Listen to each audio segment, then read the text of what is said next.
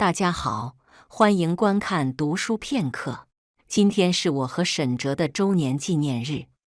我按照往年那般，在家里准备了大餐。沈哲发消息告诉我，还有半小时回家。我收拾东西的时候，突然发现车库里的红酒忘了拿。给沈哲发消息叫他取，却半天没得到回复。想来手机放包里了吧？你回来记得把红酒带上来。算了，我自己去拿。我下楼走向自家车库，发现沈哲的车已经停在了车位上。刚想上去打趣他，车辆的晃动和隐约的声音却把我吓停了脚步。我看见沈哲衣衫半退，正和一个眼熟的女人在车里做出一些亲密动作。一时间，我浑身冰凉，手上的钥匙串也落在了地上。但他俩打得火热，车辆有带隔音，似乎什么都没发现。我失魂落魄走回家里，手机滴滴作响。B41车位的能不能有点素质啊？要搞回家搞，我带孩子路过呢。我去，还真有人在车里那啥呀，就差把衣服脱光了。得亏我捂着眼睛。业主群就这件事盖起100层大楼，而 B41正是沈哲今天停的车位。半个小时后，沈哲捧着一束香水百合回家，上面还有喷洒的水滴，煞是好看。而我还没闻到香味，就泛起一股恶心。因为我回来的路上已经想起那个女人为什么这么眼熟了。她就是我们小区外的花店老板娘。沈哲尴尬笑着，语气里全是试探。刚在车上没注意消息，你下去拿酒了吗？我回过头看着沈哲笑，被沙发挡住的手早就握紧了拳头。本来想下去，怕我锅里的鱼烧糊了，就没下楼。在回到家里时，我给沈哲又发了一条消息过去，还是你拿回来吧，我做饭来不及。沈哲松懈了一分，换鞋过来拥抱我，而我埋进他的怀里，浓郁的男士香水却根本掩盖不了欢愉后的气味。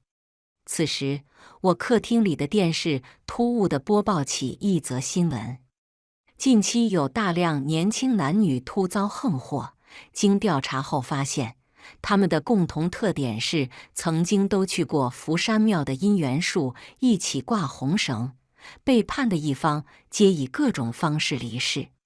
吃完饭后，我在厨房里剁明天中午吃的肉馅，刀拍案板的声音啪啪作响。欣欣，我手机没电了，拿你手机下去买包烟，快抽完了。话音刚落，门就关上了。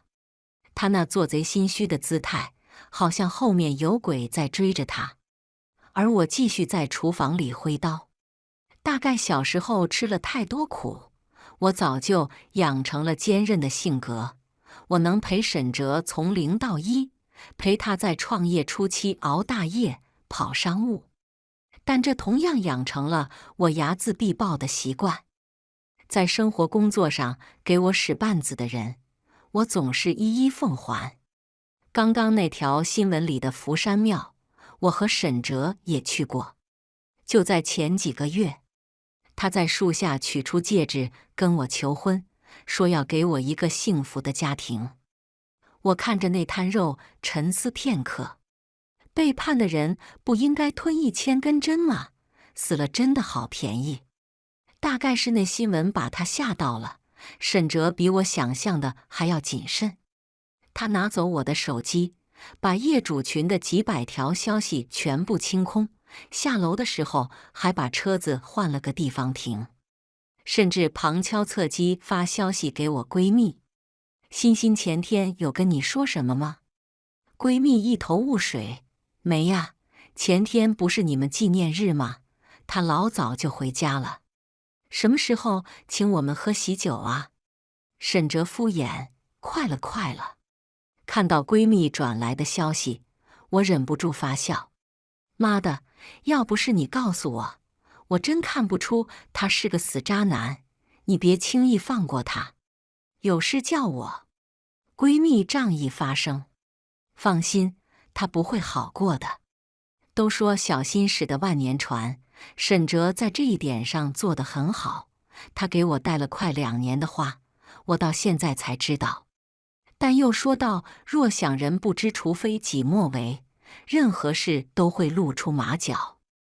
我朝屋里的沈哲说道：我妈喜欢向日葵，我去给她买一束，你等我。今天是沈哲跟我回家商讨结婚事宜约好的日子。他爸过世早，妈妈又不管他，所以这些事只消跟我们家里的人讲。我跟你一起去，你拿不动怎么办？沈哲理所应当的跟我去了花店。蒋熙在看见我和沈哲一同进店时，明显笑容都僵了。他没有沈哲演得那么好，极度混杂着厌恶，一瞬间快要把我淹没。但沈哲突然挡住我的视线，这一束怎么样？挺漂亮又大方的。我和沈哲选好花，他最后连付款都不要我去，美其名曰给丈母娘买花，哪用我出钱？他背对着我和蒋熙在眼神示意什么，我并不知道。回到车上，我把广播电台打开，第一条听到的新闻又和那姻缘树有关。去过福山庙的情侣死亡案例已超200，警方已介入调查，但目前为止毫无线索，现今只能让去过福山庙的民众自行注意安全。沈哲，绿灯了，你干嘛呢？身后车辆不停鸣笛，在我的提醒声下，沈哲才回过神来开车。我装作不经意地提到：你说这报道的是真的假的呀？沈哲把着方向盘的手明显收紧，面上却笑道：估计就是吸引流量的噱头，这种事怎么可能是真的呀？而且就算是真的也轮不到我俩，我们可是马上要结婚了。不过这新闻还挺有意思的，我伸出手比划在眼前。无名指上的钻戒被阳光照得闪亮，对吧？沈哲此时眼神冷了下来，回答：到了家里，我爸我妈正在厨房里忙。没过一会儿，我们4人就都在饭桌上准备开饭。你俩婚期看好了吗？打算什么时候办呢？我们好操劳酒店什么的。我妈对这事特感兴趣，当初她和我爸穷就没怎么办过，请了一顿饭就当喜宴了。又因格外爱我，才希望什么事都妥帖，让我不留遗憾。沈哲刚要装一副孝顺模样开口，我筷子却落碗上。不办了。3个人顿时一惊，特别是沈哲，他瞪大了眼睛，在一瞬间似乎望了眼。我最近来了个新项目，跟进工程估计得忙3、4个月，婚礼得推到明年了。一时间3个人都松了一口气。我爸看着我，一点时间都抽不出来吗？我点了点头。沈哲温柔一笑，搂住我的肩膀，没事，那我们就等到明年再说，反正我和欣欣都在一起这么久了，不急于一时。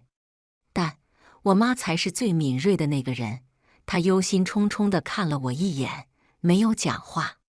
刚刚说的话并不是假的，但这个项目我昨天才接下，难度大，耗时长，精心挑选出来的。大概因为我没提前告诉沈哲这件事，他生了很大的气。但我认识他，10年如一日，在我面前装成谦谦君子，根本没由头在我身上发脾气。所以沈哲给我发消息，之前的客户来成了，我去接个风，晚点回来。而他晚上根本就没回来，跟我说睡在办公室附近，回家太麻烦了。第2天，我独自去了花店。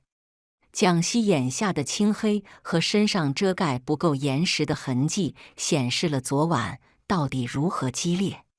这回他见我没有恨，反而像受宠的贵妃向我炫耀：“姐姐，你自己选吧，我昨晚累到了，先在这里坐一会儿哦。”我漫不经心地问道：“男朋友那么折腾你呢？”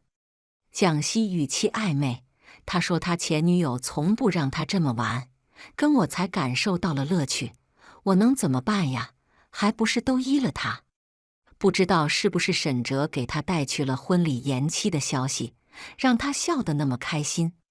沈哲这人从小也吃了很多苦，但他学会的是察言观色、审视利弊，还有花言巧语。我曾把那些情话视为珍宝，到现在看清才知道是砒霜，是毒药。这几只金鱼草真好看，帮我包一下吧。沈哲的那辆车被我弄去维修，而他最近开起了我那辆。沈哲亲了亲我的脸颊：“辛苦你了，欣欣，我上班去。”他的工作更忙，生活上比较琐碎的事都爱交给我处理。换车开这种事，常常有，我都不用找理由去监视他。晚上看着沈哲一边发来加班的消息，一边和蒋熙在车里搞得火热，我的心越变越硬。福山庙的事愈演愈烈，网上有人说这是对现代快餐恋爱的诅咒，也有人说背后站着一个借机生事的变态杀人狂。我手机天天收到诸如此类的消息，我猜沈哲也是，因为他最近绝潜了不少，整个人神经质质的。从地下停车场出来，听到人走动的声音，他要立马回头确认。买东西过马路，他一定要走人群中间，就连累的在沙发上睡着。我拍他的肩膀，他都快挥起手来抵抗。怎么了？困就去床上睡一会儿，有什么事我叫你。沈哲看向我的眼睛充满恐惧，我不知道他梦见了什么，但他演员的基本素养不错，在这样的情况下也只是怔愣几秒，然后皮笑肉不笑地说：“没事，我自己待一会儿就好。”他要搭上我肩膀的手终究没有落下，改为一记轻拍。我收走了摆在他面前的牛奶，拿到厨房清洗。但是这样的日子不长，在一天下班路上，我收到沈哲慌张传来的信息：“你知道吗？李阳死了，就是那个跟我们一起去福山庙的李阳，他坠楼死了。”等到沈哲回家，我已经从闺蜜口中知道了事情的大概。当初我们4人结伴而行，双双绑了红绳在那姻缘树上，但那李阳是个爱偷吃还不聪明的。上个月被女友抓到，2人吵架分了手。据说李阳死在昨天凌晨，半夜他还在跟新认识的女孩过夜，突然就说有事出门，在一个荒废的烂尾楼区摔死了。他此时神情惊恐，满头大汗，我却歪着头，眼神空空。李阳死了，你慌什么呀？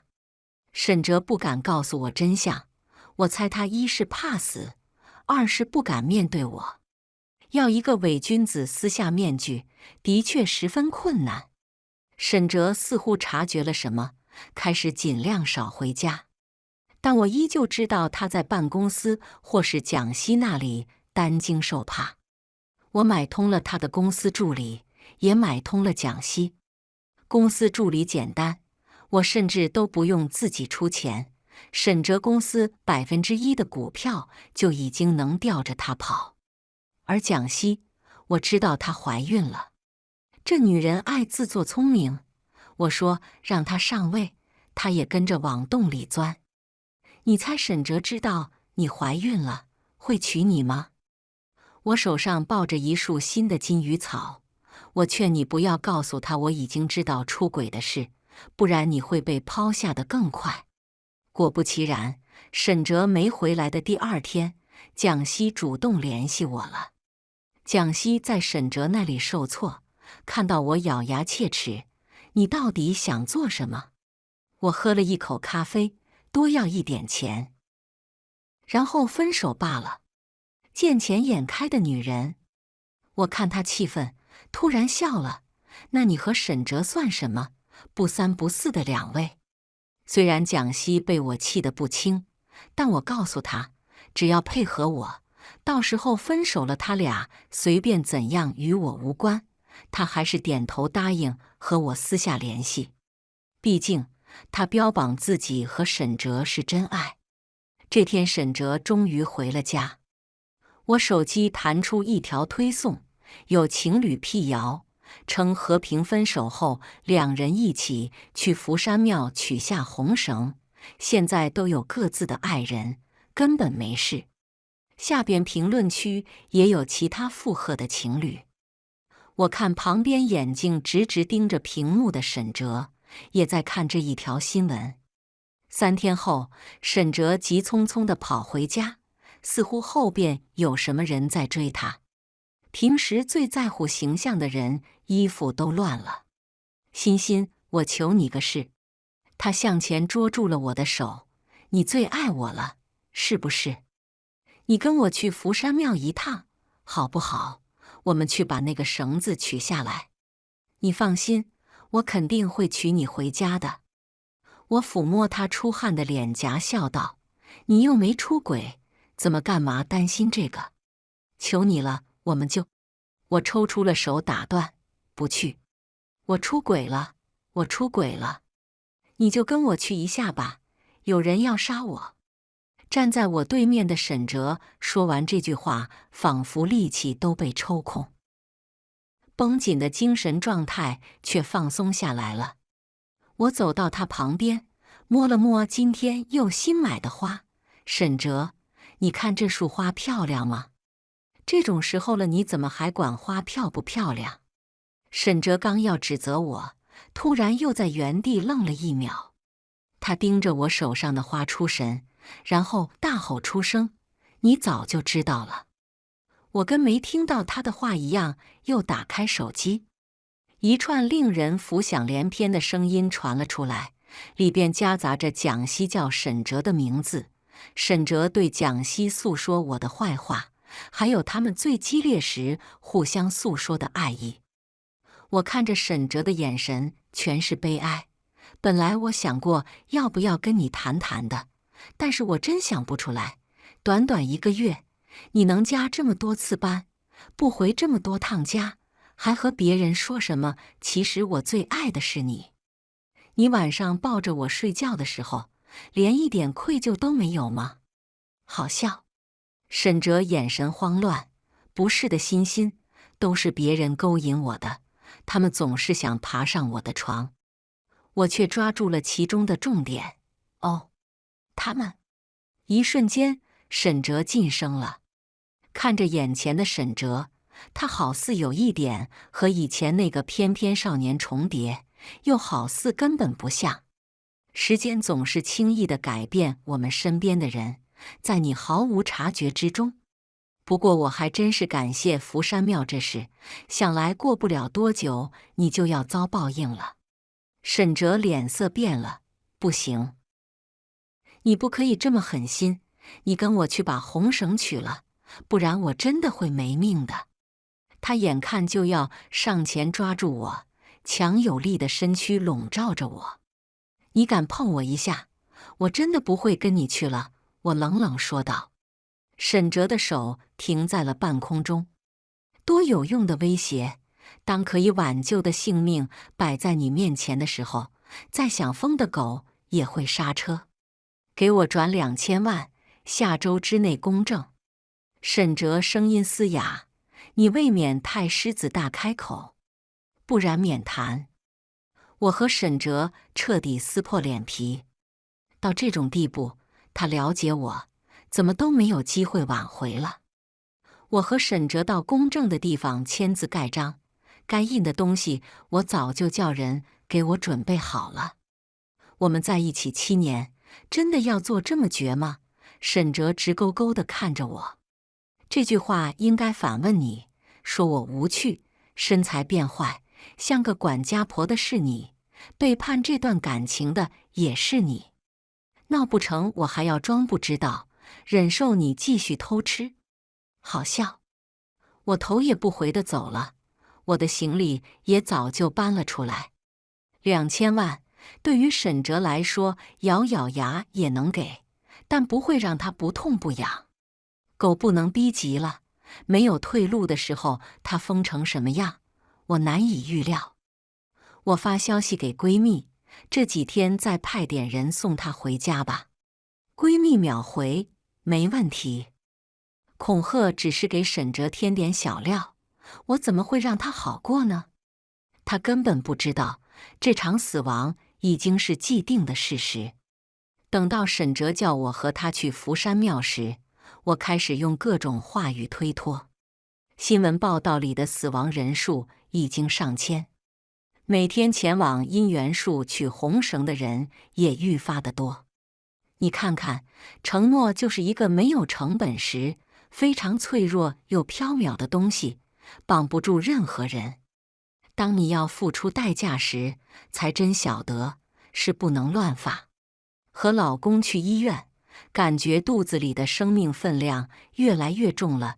蒋希附带他挽着沈哲的照片以及产检单，也不知道蒋希用了什么办法，沈哲的朋友圈也开始出现他的痕迹。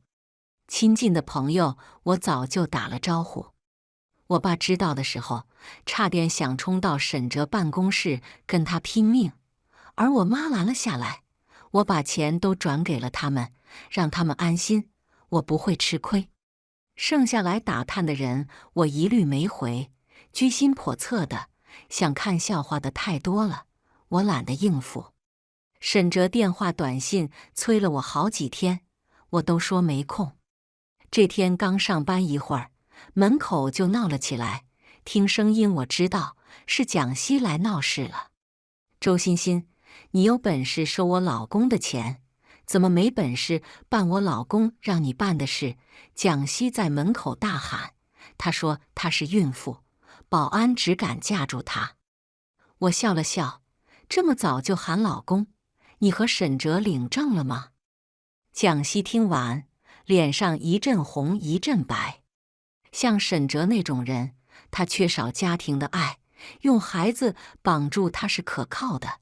毕竟他经常跟我聊他那对不负责的父母，然后自说自话要做一个负责的家长。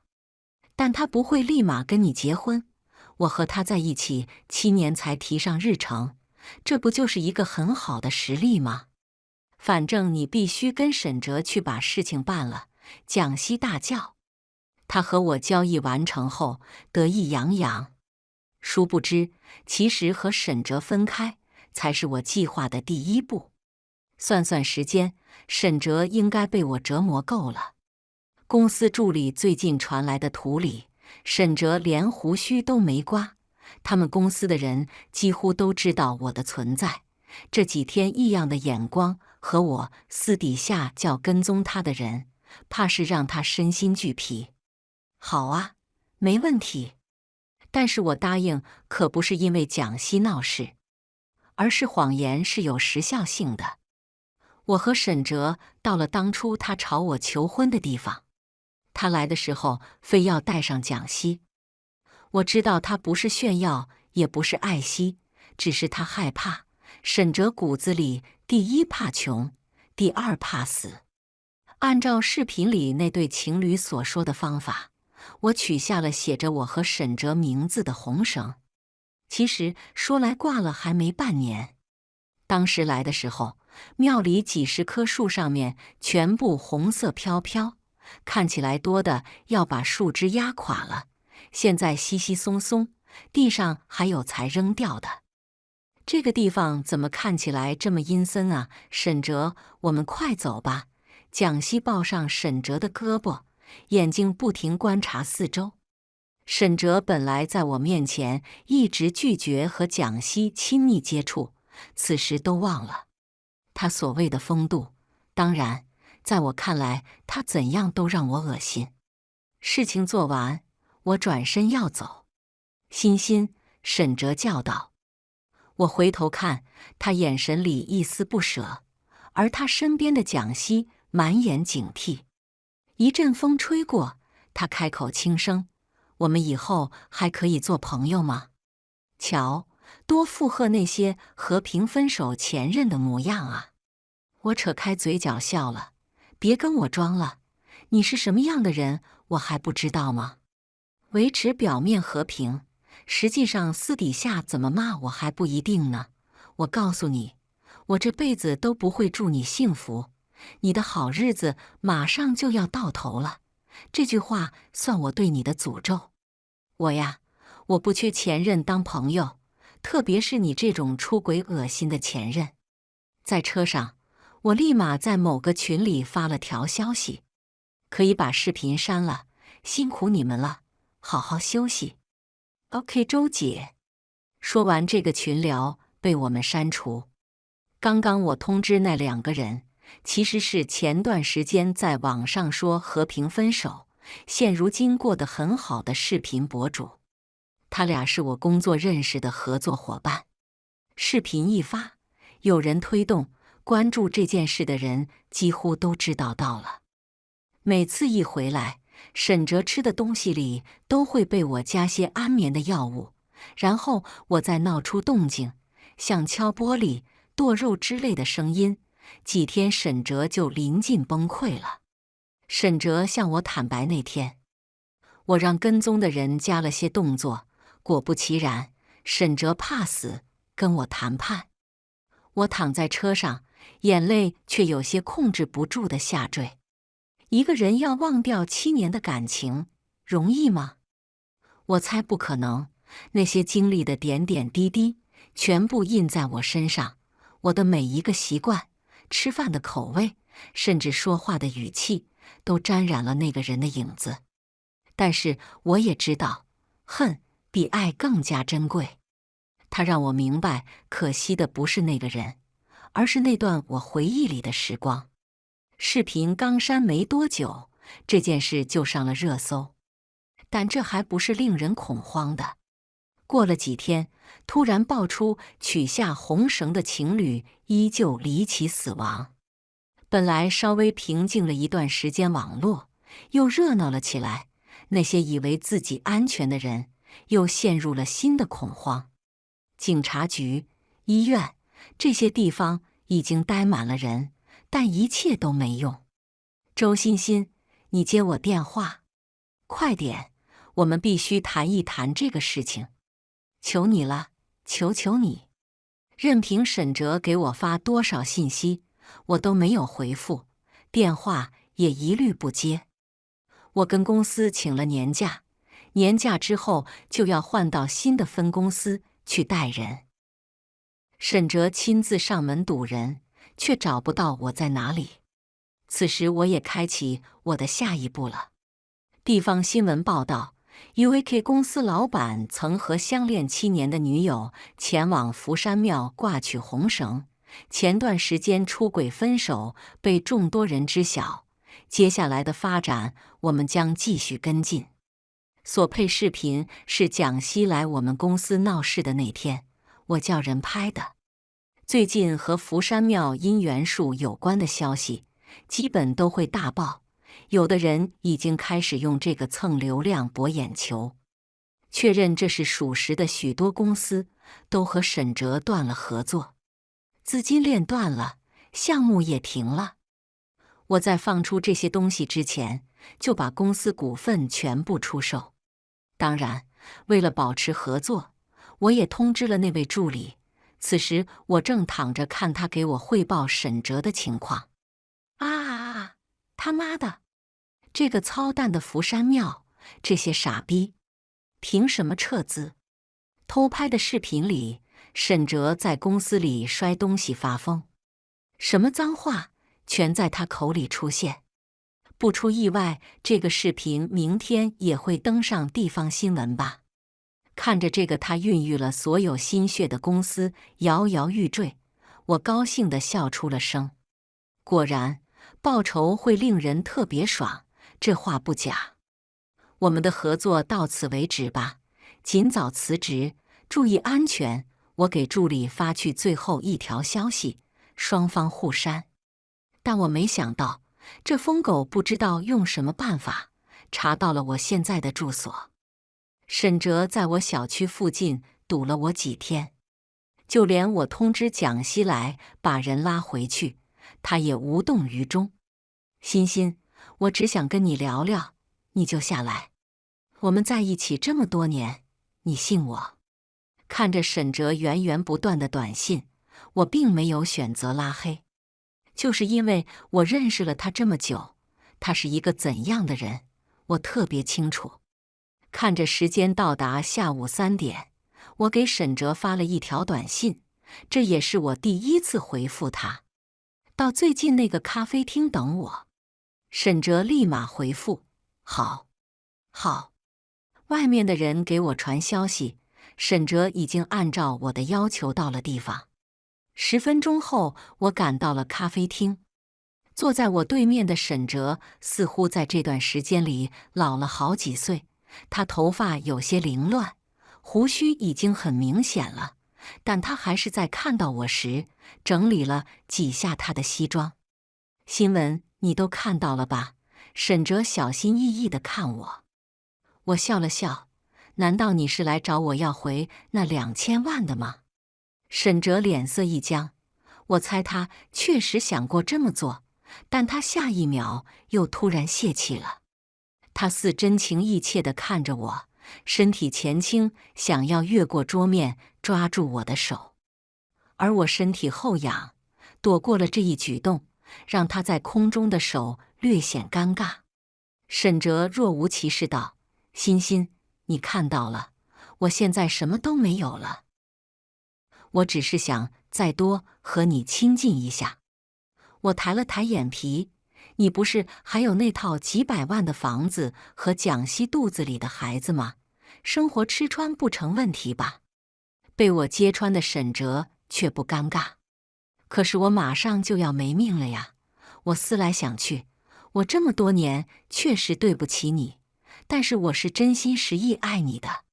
给我一个机会，在最后的时间里补偿你。我没讲话，静静地看了他几秒钟。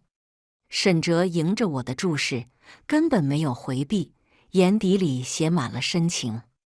但是可别忘了，他这样一个利益至上又会演戏的人，怎么可能这时候承认自己的错误？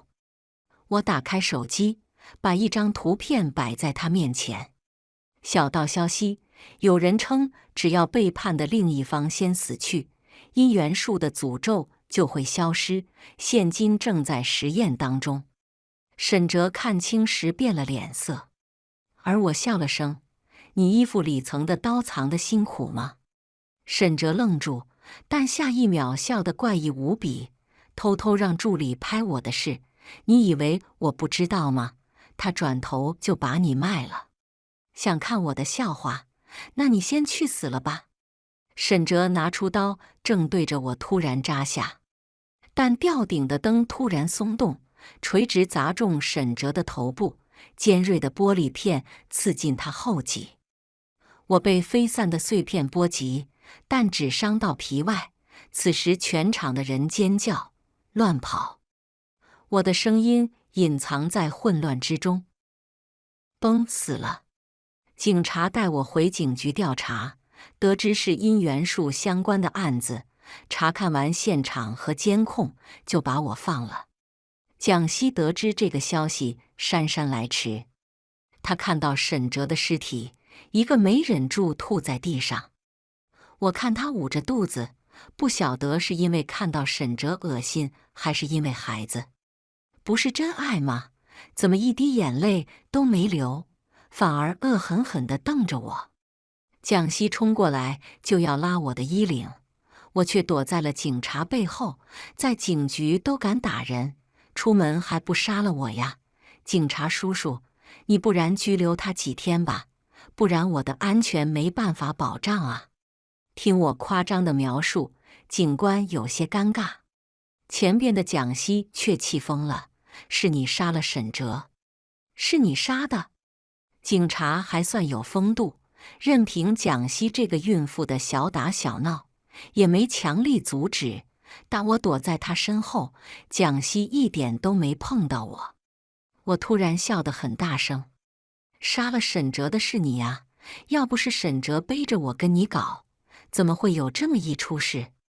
蒋熙却不听：“你骗了我和沈哲，你把钱还来，都是我的钱。”后边赶来的女警官把蒋熙控制住，她力气比不过架着她的两人，只能摆动身体疯狂叫喊。我从警察身后走出来，站在蒋熙面前：“要不你还是快点回家吧，晚一点，沈哲那些房子、钱马上就要被他的穷亲戚分光了。沈哲已经死了，但对蒋熙的报复才到一半。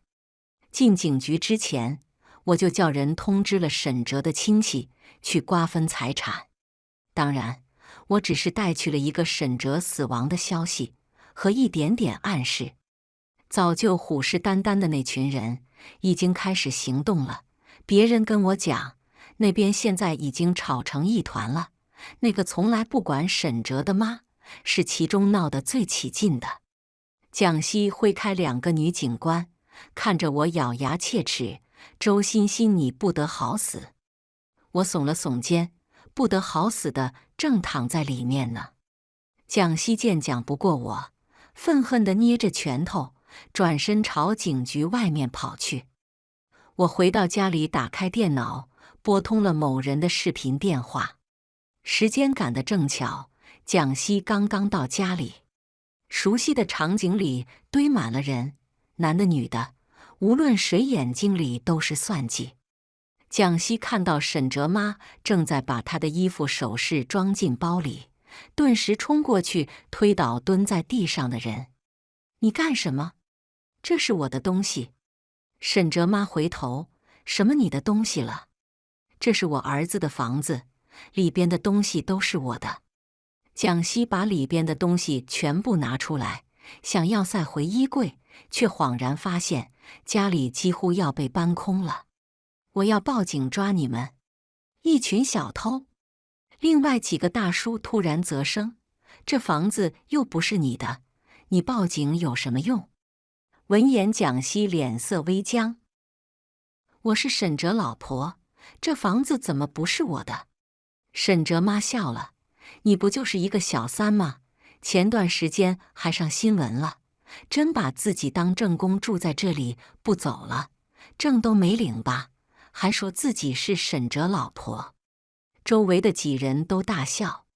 蒋熙咬着下唇，他摸着肚子，突然灵光一闪：“我肚子里有沈哲的孩子，孩子是有继承权的，这房子我有权处置。”还在搬东西的几个大叔突然对视，他们默契地靠近蒋熙。蒋熙脸色煞白：“你们要干什么？你们不要过来！有钱能使鬼推磨。沈哲这些亲戚刚才已经达成协议，怎么分这些东西都说好了。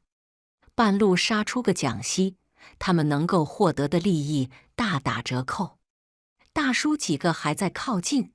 蒋熙此时真的害怕了，他不顾一切地往外冲。几个人没拉住蒋熙，蒋熙冲撞的动作太过猛烈，脚崴重重地撞在玄关的鞋柜上，他摔在地上，发出一声惨叫：“我的肚子好痛！”房间里的几人被这场面吓住，他们其实就想抓住蒋熙威胁一下，根本没想闹出事来。此时，蒋熙的身下开始渗出血液。之后赶来的物业打了120。据我雇佣的那个人说，最后蒋熙的孩子没有保住，自然沈哲剩的那些钱也一分归不了他。蒋熙把所有的仇恨归结于我，几次三番找上门，还真被他知道一点蛛丝马迹。不过，是我故意让人透露给他的。哈哈哈哈哈！周欣欣，抓到你了！我知道发视频的背后主使是你了。福山庙肯定也是你的阴谋。”此时，蒋西精神已经有点不正常了。他报警抓我，却反而被警方扣在审讯桌上，因为他企图伤害我的举动不止一次。警官表情严肃：“不好意思，周女士，你可以走了。”我点点头。蒋西突然慌了，在椅子上大叫：“他是杀人凶手！你们怎么可以把他放了？快点抓起来，抓起来枪毙呀！”身后蒋西的声音越来越远。警方已经通知他的家人和精神病院来接人了。而我回到家里，从隐蔽的相框背后抽出了一封信。沈哲死亡时间：11月23号下午3点31分。请不要向任何人透露这封信的存在。上面印着福山庙的印章。我收到这封信是在7周年的第2天。福山庙逐渐荒废，里面的人也在某天不见了。离奇死亡的人越来越少。信息化的时代，人们关注的是更新换代很快，这查不出来的案子也都被尘封在人们的回忆里。大多数人把这件事当作了奇谈。